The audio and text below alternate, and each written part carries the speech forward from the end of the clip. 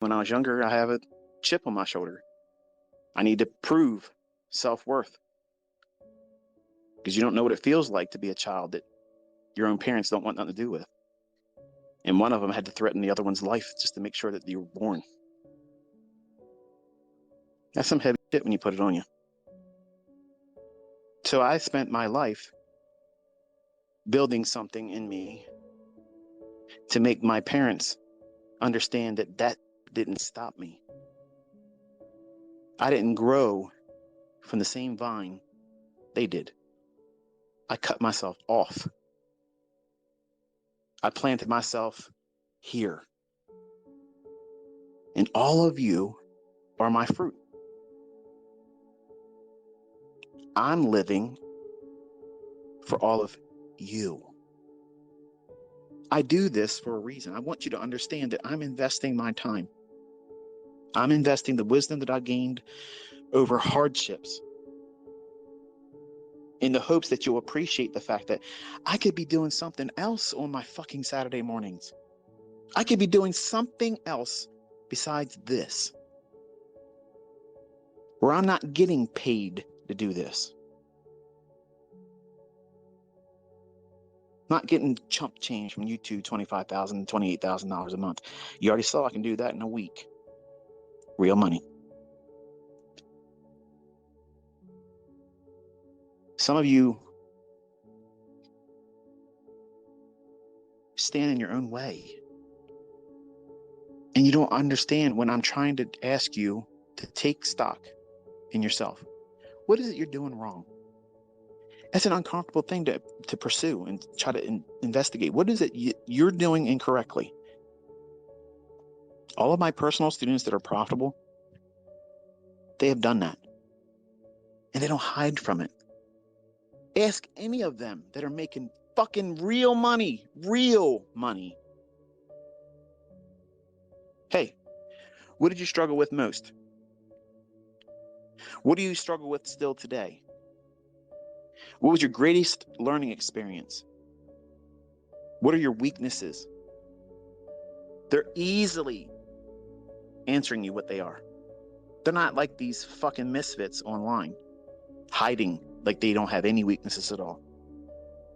Only showing you wins, only showing you the sweet stories, showing you shit that mentorships and coursework sells will yield them in terms of profit.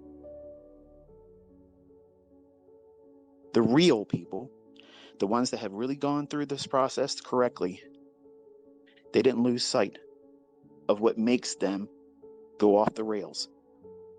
And sometimes they may still wrestle with it. That's the reality of trading. Think about it. If you strung all together all these Twitter spaces I've done since I started doing them, and let's just say I was writing a book, and it was everything I said in these Twitter spaces, but composed inside of a textbook. What not to do as a trader and how to think correctly. That's a brilliant title. Nobody's buying that fucking book. Nobody's buying that book. Not one person's going to buy that book. How to learn to trade with a demo account over 12 months. Nobody's buying that fucking course. Nobody's buying that book. Nobody's watching that playlist. But that's the real shit. Everybody that sits in and listens to these Twitter spaces, you have exactly what's required because you want to know how to think. You want to know what's going to derail you. You want to be counseled. You want to be encouraged. I'm not showing you a chart. We're not even talking about the open, high, low, and close. We're not referring to any specific setup here. We're talking about what's going to be the definitive ground, bottom of the road. This is down to the brass tacks, down to the chrome. What's the success or failure in you? You. It's always you. And some of you aren't equipped to accept that fact. You think it's going to be convenient for me to blame ICT because he doesn't trade with live funds. Whoop, something's wrong with that fucking excuse now, isn't it? It's going to be real convenient to be able to blame this market today. Well, I told you no trade this day. Oops. It's going to be real convenient for some of you to say, yeah, I tried to trade that ICT bullshit. I watched a couple videos. To be honest, it was probably 3 of them. Never took any notes, but this guy talks too much. He's full of shit. So that's the reason why it don't work. Well, that's you, buddy. Half-ass Alan ain't going to make it in here. Half-ass Alan is not going to make it in this industry. You have to pour yourself into it. And you have to have a greater purpose in mind that is not limited to just you. When you're accountable to more than just you, you're going to trade differently. You're going to think about that risk differently. You're not going to say, fuck it, man. It's 15 contracts if I blow the account. It's just a reset. Shit, it's easy. They're doing discounts now. Let's just go at it. What's the worst that could happen? The worst that could happen is you're creating this mindset that, well, I don't have to be all that diligent about what it is I'm doing. I can roll the dice like I'm at the casino. And if I get lucky and have a lottery win, look how cool it's going to be if I show my payout on this big exorbitant amount of money that wasn't acquired by skill. Listen, folks, people win the lottery all the time. There was no mental acrobats they require of them to be able to do that. They foolishly spent their fucking money on this dumb shit, and the chances of that happening were so next to nothing, but yet it happened for them. This guy was a block layer, laid brick. And he probably had about 3 teeth in his whole head.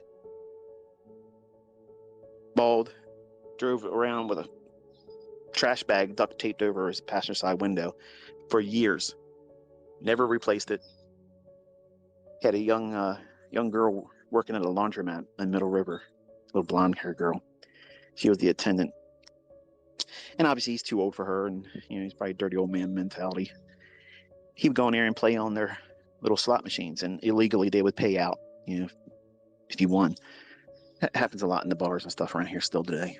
But they got to trust the clientele that's being paid out. And he was one that they could trust that if he did it, he'd get paid out.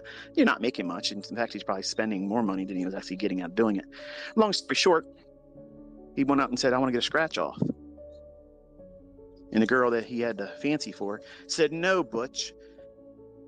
The big gain tonight is $30 million. And took his dollar bill. Instead of buying the scratch off, this young lady processed the fucking winning ticket. And he cussed her.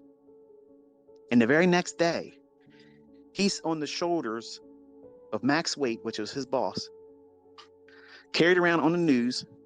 He's $30 million rich. What the fuck? Exactly. And the first thing he went out and did was bought himself a Ford Mustang, a green, ugly-ass fucking convertible Mustang with a tan top. How fucking stupid. That's new money for you, though, folks. Oh, shit, I just made $30 million on a lottery win. Let me go out to the dealership, tell them, here's the proof I won, because they'll do that. And they gave him the shittiest looking fucking Mustang I've ever seen in my life, and everybody in the neighborhood laughed at him. So what'd he do? He went out and got himself a Corvette convertible, red. I was envious as shit. That was pretty. That was pretty. That red would look good, and I don't like red. Still, everybody complained and said, dude, what the fuck's wrong with you? You just made $30 million. You're buying that? Just like some of y'all. You made all this money selling mentorship, ICT, and you got these little ass Chevy Corvettes. Where's your big dollar cars? Well, if you know anything about Maryland, the roads around here, you just can't drive these really, really low profile cars without tearing them up. And Chevys, their Corvette, that's my dream car. I was wanting that all my life, and I've been a Corvette man all my life. So he trades his Corvette in and gets himself an orange burst Lamborghini. Ooh, pretty. Pretty fucking wide too, and got it stuck inside the Taco Bell drive-thru. Tore up the fucking rims, had to get pulled out by a wrecker. How about that? New money.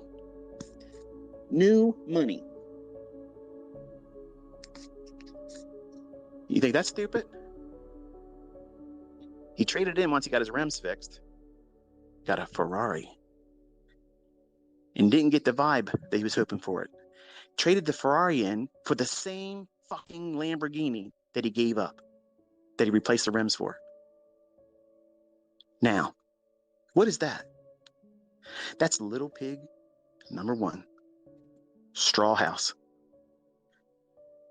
Chasing shit that means nothing. You know what he ended up doing?